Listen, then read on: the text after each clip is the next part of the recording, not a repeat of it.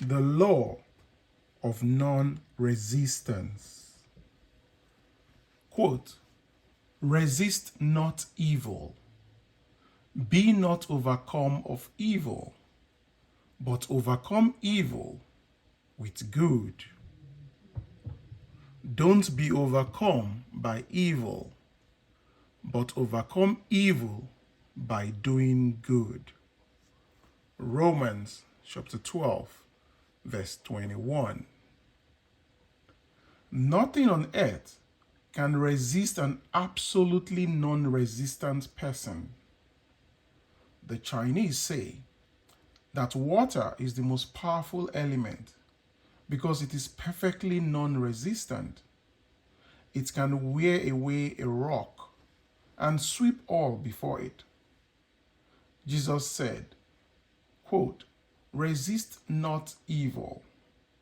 He knew in reality there is no evil, therefore nothing to resist.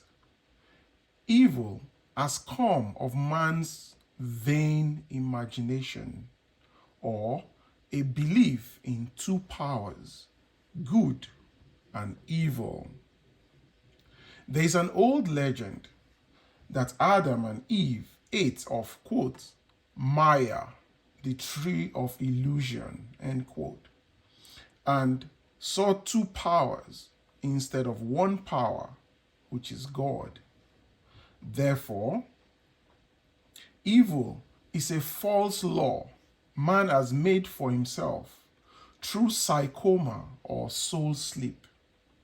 Soul sleep means that man's soul has been hypnotized by the race belief, that is, belief in sin, sickness, and death, and so on, which is carnal or mortal thought, and his affairs have outpictured his illusions.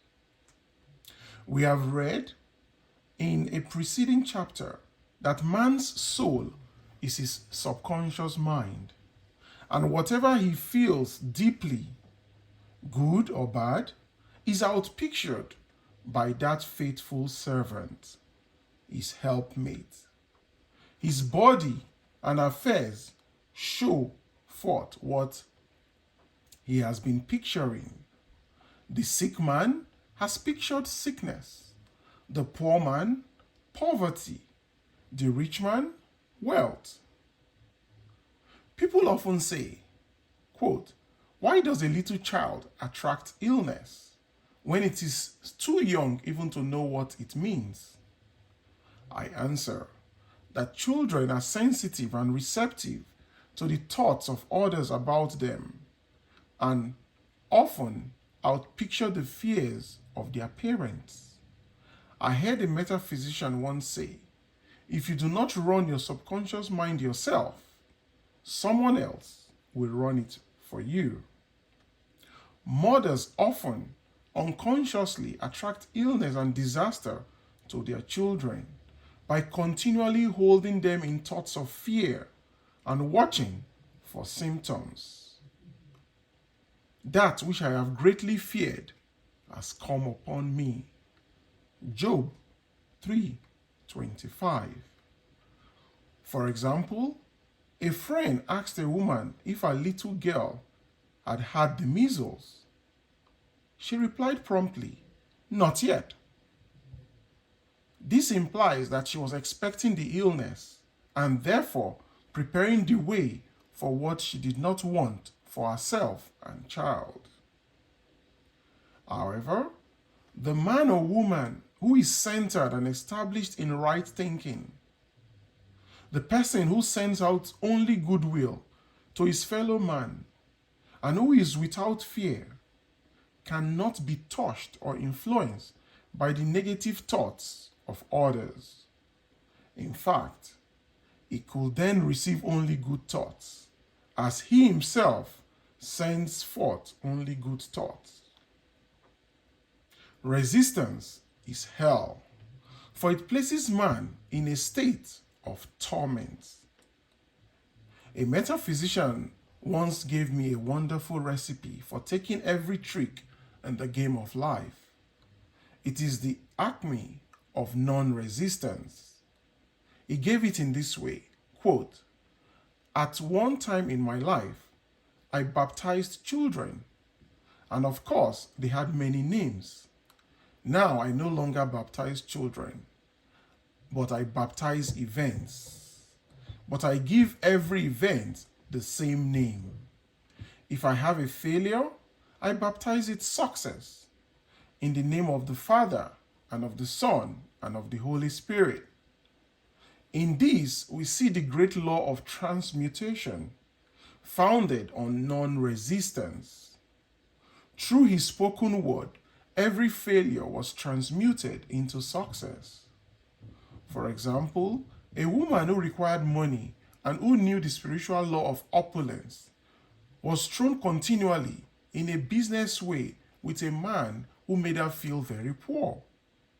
He talked lack and limitation, and she commenced to catch his poverty thoughts. So she disliked him and blamed him for her failure. She knew in order to demonstrate her supply, she must first feel that she has received. A feeling of opulence must precede its manifestation. She knew that. It dawned upon her one day that she was resisting the situation and seeing two powers instead of one. So she blessed the man and baptized the situation success. She affirmed, quote, "As there is only one power, God, this man is here for my good and prosperity." End quote. Just what it did not seem to be there for. She kept repeating that to herself every time the thought of resentment or hating the man came to her mind. Soon after that, she met through this man, a woman who gave her for a service rendered several thousands of dollars. And the man moved to a distant city and faded harmoniously from her life. Make the statement, quote, "Every man is a link, a golden link in the chain of my good." Every man is a golden link in the chain of my good. End quote. For all men are God in manifestation, awaiting the opportunity given by man himself to serve the divine plan of his life. Quote, "Bless your enemy, and you rob him of his ammunition. His arrows will be transmuted into blessings." This law is true of nations as well as individuals. Bless a nation. Send love and goodwill to every inhabitant, and it is robbed of his power to harm. Man can only get the right idea of non-resistance through spiritual understanding. My students have often said, quote, "I don't want to be a doormat," end quote. I reply, when you use non-resistance with wisdom, no one will ever be able to walk over you. Another example. One day, I was impatiently awaiting an important telephone call. I resisted every call that came in and made no outgoing calls myself, reasoning that it might interfere with the one I was awaiting. Instead of saying, quote, "Divine ideas never conflict. The call will come at the right time," end quote, leaving it to divine intelligence to arrange. I commenced to manage things myself and made the battle mine, not God's, and remained tense and anxious. The bell did not ring for about an hour, and I glanced at the phone and found the receiver had been off that entire length of time, and the phone was disconnected. My anxiety, fear, and belief in interference had brought on a total eclipse of the telephone. Realizing what I had done, I commenced immediately in blessing the situation at once. I baptized it success and affirmed, quote, I cannot lose any call that belongs to me by divine right. I am under grace and not under law, end quote. A friend rushed out to the nearest telephone to notify the company to reconnect. She entered a crowded grocery, but the proprietor left his customers and attended to the call himself. My phone was connected at once, and 2 minutes later, I received a very important call, and about an hour afterwards, the one I had been awaiting came true. Quote, once ships come in over a calm sea, end quote. So long as man resists a situation, he will have it with him. If he runs away from it, it will run after him. For example, I repeated this to a woman one day, and she said, quote, how true that is. I was unhappy at home. I disliked my mother, who was critical and domineering. So I ran away and was married. But I married my mother. For my husband was exactly like my mother, and I had the same situation to face again. End quote. Quote, agree with thine adversary quickly. End quote. Matthew chapter 5. That means agree that the adverse situation is good. Be undisturbed by it, and it falls away of its own weight. Quote, none of these things move me. End quote. Is a wonderful affirmation to have. The inharmonious situation comes from some inharmony within man himself.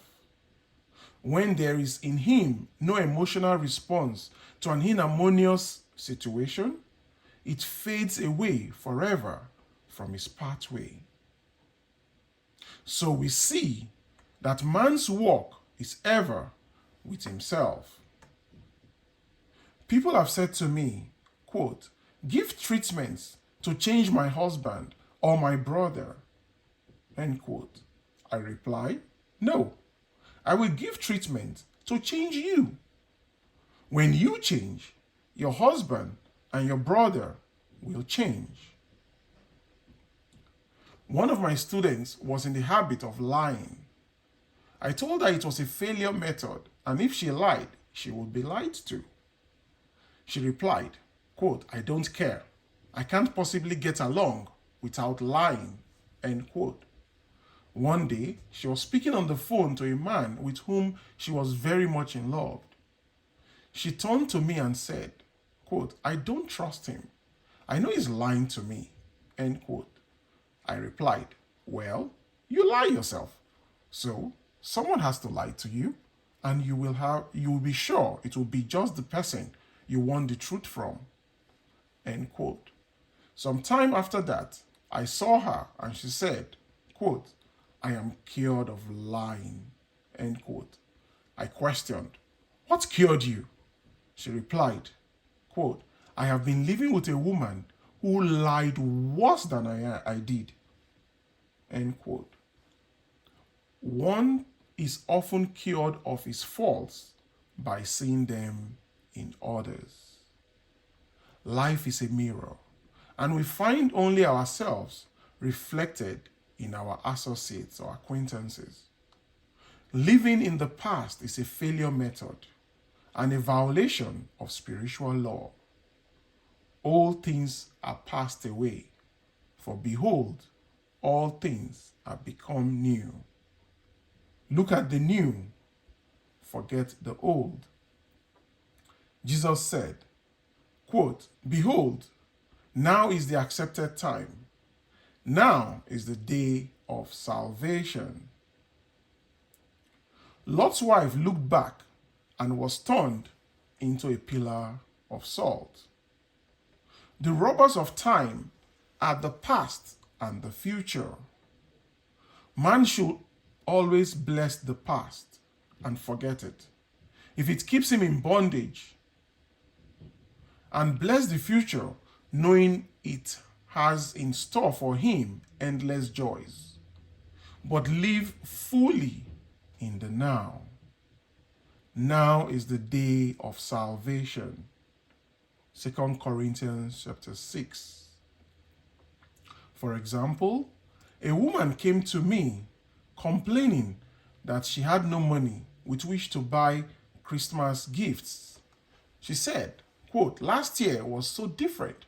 I had plenty of money and gave lovely presents, and this year I have scarcely a cent." End quote. I replied, "You will never demonstrate money while you are pathetic and live in the past. Live fully in the now and get ready to give Christmas presents. Dig your dishes and the money will come." She exclaimed, quote, "I know what to do now. I will buy some tinsel twine, Christmas seals, and wrapping paper." End quote. I replied, "Do that, and the presents will come and stick themselves to the Christmas seals." This too was showing financial fearlessness and faith in God. As the reasoning mind said, quote, "Keep every cent you have, as you are not sure you will get any more." End quote. She bought the seals, paper and twine, and a few days before Christmas received a gift of several $100s. Buying the seals and twine had impressed the subconscious with expectancy and opened the way for the manifestation of the money. She purchased all the presents in plenty of time. Man must live suspended in the moment. Quote, "Look well, therefore, to this day. Such is the salutation of the dawn." End quote. Man must be spiritually alert, ever awaiting his leads, taking advantage of every opportunity. One day, I said continually, silently, quote, "Infinite Spirit, don't let me miss a trick." End quote. And something very important was told me that evening. It is most necessary to begin the day with the right words. It is most necessary to begin the day with right words. Make an affirmation immediately upon waking. For example, quote, "Thy will be done this day. Today is a day of completion. I give thanks for this perfect day. Miracle shall follow miracle, and wonders shall never cease." Make this a habit, and one will see wonders and miracles come into his life. One morning, I picked up a book and read, quote, "Look with wonder at that which is before you." It seems to be my message for the day, so I repeated it again and again for minutes. Look with wonder at that which is before you. Praise and appreciate. At about noon, a large sum of money was given me, which I had been desiring for a particular purpose. In the following chapter, I will give affirmations that I have found most effective. However, one should never use an affirmation unless it is absolutely satisfying and convincing to his own consciousness. And often, an affirmative or affirmation is changed to suit different people. So use affirmations that are satisfying and convincing to your own consciousness, and change it to suit your purpose. For example, the following has brought success to many. Quote, "I have a wonderful work in a wonderful way. I give wonderful service for wonderful pay. End quote. I gave the first two lines to one of my students, and she added the last two. It made a most powerful statement, as there should always be perfect payment for perfect service. And a rhyme sinks easily into the subconscious. She went about singing it aloud and soon did receive wonderful work in a wonderful way and gave wonderful service for wonderful pay. Another student, a businessman, took it and changed the word work to business. He repeated, quote, I have a wonderful business in a wonderful way, and I give wonderful service for wonderful pay. End quote. That afternoon, he made a $41,000 deal. Though there had been no activity in his affairs for months. Every affirmation must be carefully worded, crafted, and completely cover the ground. For example, I knew a woman who was in great need and made a demand for work. She received a great deal of work, but was never paid anything. She now knows to add wonderful service for wonderful pay. It is man's divine right to have plenty, more than enough. His barns should be full, and his cup should flow over. This is God's idea for man. And when man breaks down the barriers of lack in his own consciousness, the golden age will be ease, and every righteous desire of his heart fulfilled.